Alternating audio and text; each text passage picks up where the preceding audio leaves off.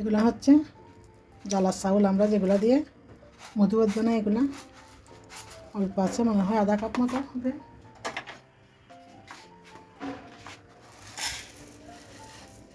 আধা কাপ থেকে একটু বেশি হবে। আজকে একটা পিঠার রেসিপি আপনাদের সাথে শেয়ার করব। ওগুলো ভালো করে ধুয়ে নিতে হবে। এগুলো হচ্ছে চিনি গুঁড়া চাউল কাপ, 2 কাপ। এগুলো ভালো করে ধুয়ে ভিজিয়ে রাখবো আধা ঘন্টা 1 ঘন্টা মতো। ধুয়ে নিচ্ছি ভালো করে ধুয়ে নিলাম। সমান হয়তো জ্বালা পিঠার রেসিপি শেয়ার করব। ভিজতে থাকুক চালগুলা, পরবর্তীতে সবগুলা তৈরি করে নিব।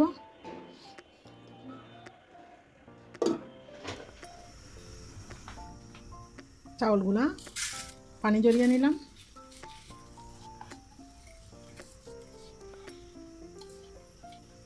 মিষ্টির ব্যালেন্স করার জন্য একটু স্বাদ মতো লবণ দিব।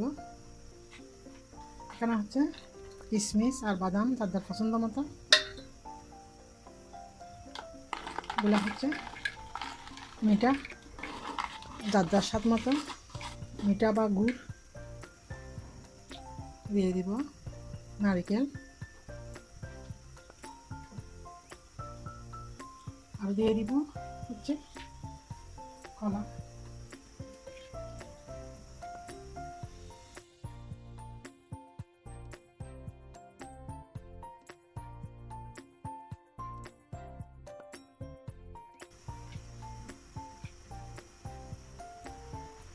কলা দিলাম 4টা, নারিকেল কিশমিশ বাদাম যার যার পছন্দ মতো। এগুলা মাখার পর একটু মুখে দিয়ে দেখব, তারপর পরবর্তীতে আর একটু চিনি দিব। এগুলা ভালোভাবে অফ ক্যামেরাতে মেখে নিচ্ছি। একবারে মেখে নিব। কলা পাতায় বানাবো জ্বালা পিঠা। মেখে নিই ভালো করে। এই তো সবগুলো ভালোভাবে মেখে নিলাম। কলা পাতাও ধুয়ে পরিষ্কার করে নিয়েছি।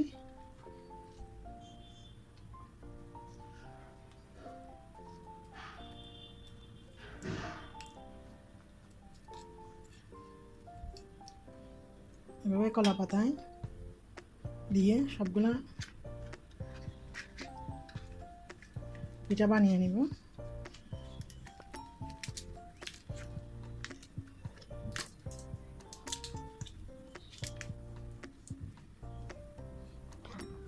এভাবে সবগুলা পিঠা বানিয়ে নিব।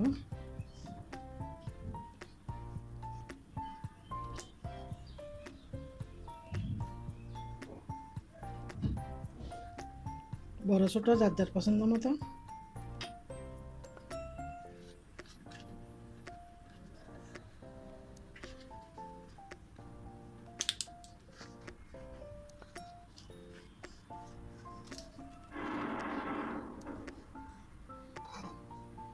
এভাবে সবগুলো পিঠা বানিয়ে নিচ্ছি।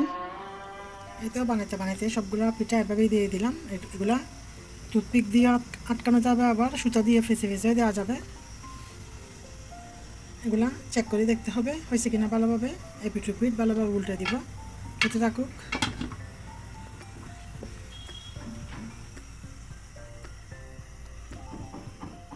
অফ ক্যামেরাতে নিচেরগুলো উপরে উল্টে তুলে দিছি। এগুলা পরে চেক করে নিব। হতে থাকুক। সবগুলা পিঠা উপর নিচ করে দিলাম।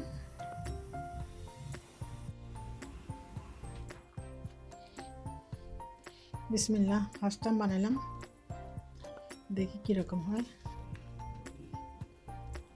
কলা পাতাগুলো বেশি আসিল।